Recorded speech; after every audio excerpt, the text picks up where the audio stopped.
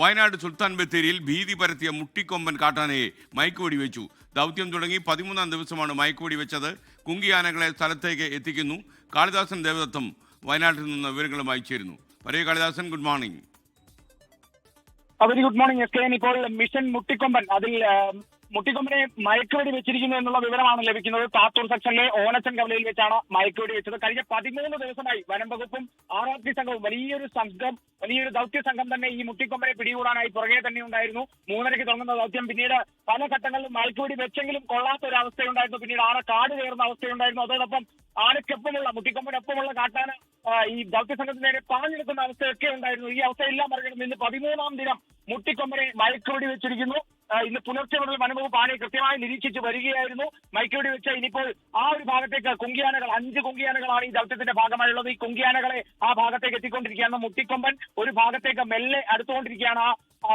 മയക്കുവെടി വെച്ചതിന് ശേഷം ആ മരുന്ന് കൃത്യമായി ശരീരത്തിൽ പ്രവർത്തിച്ചു തുടങ്ങി എന്നുള്ളതും കൂടിയാണ് മനസ്സിലാക്കുന്നത്. അല്പസമയത്തിനുള്ളിൽ തന്നെ മുട്ടിക്കൊമ്പനെ ഒരു കൃത്യമായ ഒരു സ്ഥലത്ത് സ്പോട്ട് ചെയ്യാൻ സാധിക്കും, അല്ലെങ്കിൽ സ്പോട്ട് ചെയ്തിട്ടുണ്ട്. കൃത്യമായി ആ ആന നിൽക്കുന്ന നിശ്ചലമാകുന്ന ഒരവസ്ഥയുണ്ട്.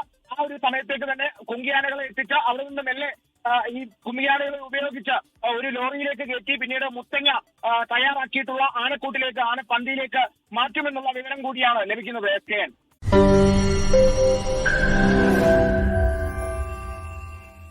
ലോകത്തെവിടെയായാലും ഏത് സമയത്തും 24 വാർത്തകളും ഓഗ്മെന്റഡ് റിയാലിറ്റി പാക്കേജുകളും എക്സ്പ്ലെയിനറുകളും വിശദമായി കാണാൻ ഞങ്ങളുടെ YouTube ചാനൽ നിങ്ങൾക്ക് സബ്സ്ക്രൈബ് ചെയ്യാം.